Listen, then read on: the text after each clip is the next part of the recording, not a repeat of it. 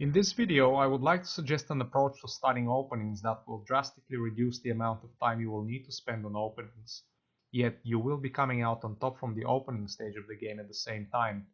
This is something I was going to try about 6 years ago, and namely the final 2 steps in this method when I first started studying chess, but I did not. And that was the biggest mistake I've ever made when it comes to chess. So what are the steps in this method?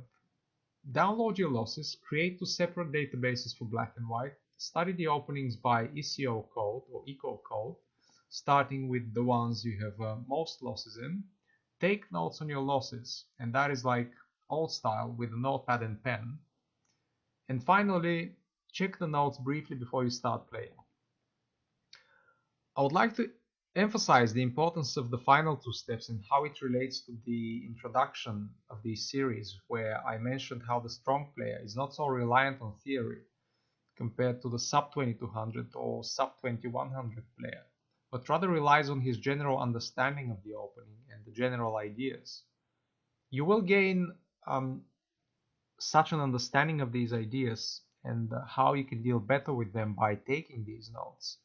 And that is an understanding that no opening book is going to give you. Refer to these notes before you start playing and have a quick glance at all the notes on all your openings you can think of. And think of this as a warm-up. And this will only strengthen your knowledge about these general ideas, which you can feel free to update as you go along and you analyze further losses.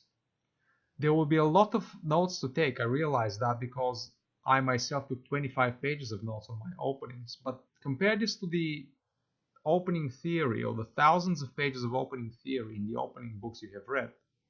As to what exactly should be in these notes, it could be anything you think is relevant.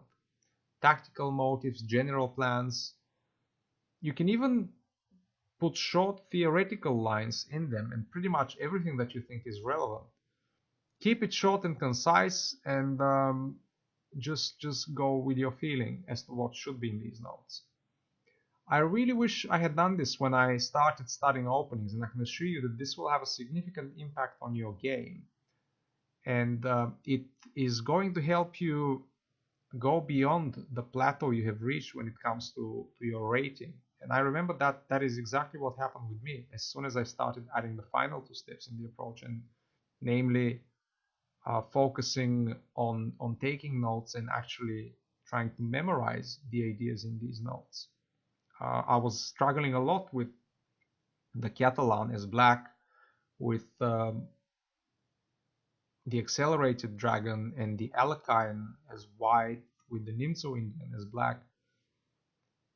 And I can assure you that very few people approach the opening in this way. And the proof for that is that the idea, the, the basic ideas of an opening are very rarely mentioned as at the end of an opening chapter in an opening book.